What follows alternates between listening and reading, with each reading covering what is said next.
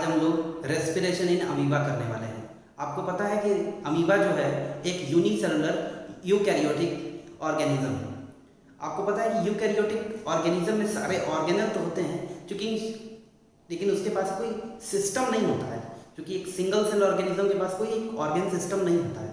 हम जानते हैं ऑर्गेन, अगर हम कहें कि ऑर्गन कैसे बनता है तो हम जानते हैं कि सबसे पहले सेल से फिर बनता है टिश्यू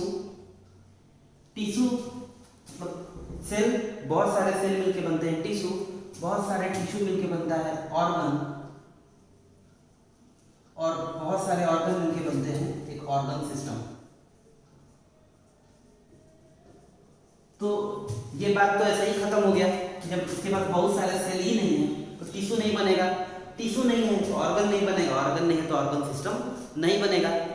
तो अमीबा के पास कोई ऑर्गन सिस्टम है नहीं है, रेस्पिरेटरी सिस्टम भी नहीं है, यानी उसको एक ही सेल से सब कुछ करना पड़ता होगा। न्यूट्रिशन, रेस्पिरेशन, एक्सक्रीशन और ट्रांसपोर्टेशन तो करने का जरूरत पड़ता ही नहीं, क्योंकि एक ही सेल है तो उसमें ट्रांसपोर्टेशन कहाँ से होगा, ठीक है ना। तो अब हम लोग देखते हैं रेस्पिरेशन इन अमीबा।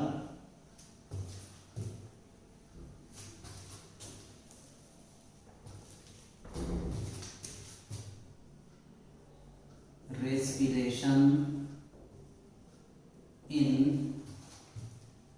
अमीबा। अब अमीबा का अगर हम समझेंगे तो अमीबा क्या है, किस ग्रुप में आता है, ये प्रोटिस्टा में आता है, प्रोटिस्टा में आता है। उसमें देखोगे तो ये होलोजोइक मोड ऑफ न्यूट्रिशन करता है, यानी सॉलिड फूड लेता है और उसको फिर ब्रेक डाउन करके एंजाइम के थ्रू अपना न्यूट्रिशन तैयार करता है, ठीक है। तो प्रोटिस्ट है, होलोजोइक है, यूनिसेलुलर है और यूकैरियोटिक है, यानी इसके पास एडवांस सेल है, ठीक है ना, इसके पास एडवांस सेल है। अब समझते हैं हम लोग कि इसमें रेस्पिरेशन होता कैसे है। तो मान लो अमीबा को तो हम लोग जानते हो कि जो शेप होता है, शेप भी जान लोगे, तो शेप जो होता है उसका शेप जो है वो इर्रेगुलर होता है, जस्ट लाइक आवर डब्ल्यूबीसी का भी शेप जो है वो इर्रेगुलर ही होता है। अब देखो इसमें ये मान लो हमारा अमीबा है, इर्रेगुलर है, जैसे पेन चल जाए, जैसे चल जाए वही उसका शेप हो जाता है, ठीक है ना। ये इसमें अच्छा है, खराब ड्राइंग बनाने वाला भी एकदम अमीबा का फिगर एकदम सही बना लेगा। क्यों? क्योंकि बस इर्रेगुलर है इसका ऐसा में। तो ये इसका न्यूक्लियस है। अब इसमें भी माइटोकॉन्ड्रिया भी होता होगा, सब होता होगा, ठीक है। माइटोकॉन्ड्रिया कैसे एनर्जी में तोड़ता है वो तो जान लो, तो मैं उतना वो नहीं समझना है इसमें, वो तो तुम लोग को हम बता दिए, इसलिए पहले बता दिए वो ह्यूमन रेस्पिरेटरी सिस्टम, ताकि तुम लोग ब्रॉडर वे समझ जाओ, अब आसान वाला समझने में दिक्कत नहीं होगा। तो अब देखो ये अमीबा है, मान लो इसमें खाना तो पहुंच गया, ग्लूकोज मान लो, ग्लूकोज। ऐसे एक चीज और देखोगे तो अमीबा में ग्लूकोज भी आता होगा, न्यूक्लिक एसिड भी आता होगा और फैट भी आता होगा, आने को तीनों आता है इसके पास। इसको सब ऑक्सीजन के थ्रू ही मतलब कह सकते हो कि एनर्जी में चेंज करना है। तो फैट और ग्लूकोज ऑक्सीजन से ही एनर्जी में चेंज होगा। तो यहाँ पे मान लो पहुंच गया फूड, इसका पहुंच गया फूड, मान लो चेंज हो गया न्यूट्रिशन में, ठीक है ना। फूड मान लो न्यूट्रिशन में चेंज हो गया, तो यहाँ पे अगर हम कहें न्यूट्रिशन आ गया है, ठीक है ना, न्यूट्रिशन इसको मिल गया है। तो न्यूट्रिशन मिल गया है, लेकिन तोड़ने के लिए हमको क्या चाहिए, ऑक्सीजन चाहिए। तो इसमें ऑक्सीजन अभी नहीं है, मतलब यह कह सकते हो बहुत कम है। तो कह सकते हो इसमें जो ऑक्सीजन का कॉन्सेंट्रेशन है अमीबा के अंदर वो बहुत लो हो गया है, लो कॉन्सेंट्रेशन ऑफ O2।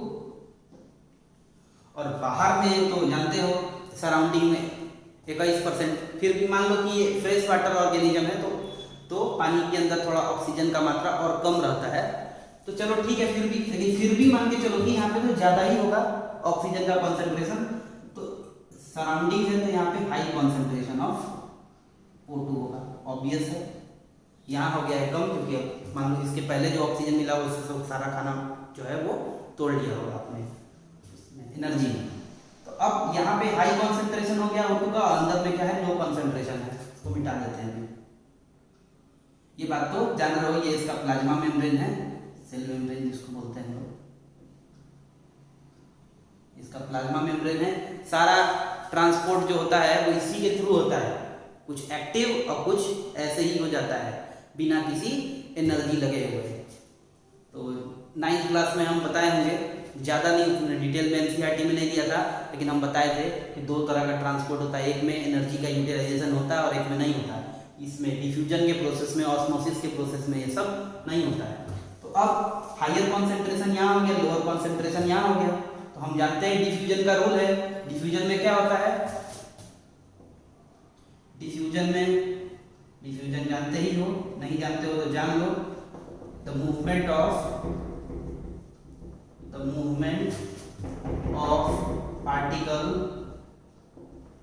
या मैटर भी लिख देते हैं, एटम भी बोल सकते हो, मॉलिक्यूल भी बोल सकते हो, मैटर बोल देते हैं यहाँ पे। The movement of matter from higher concentration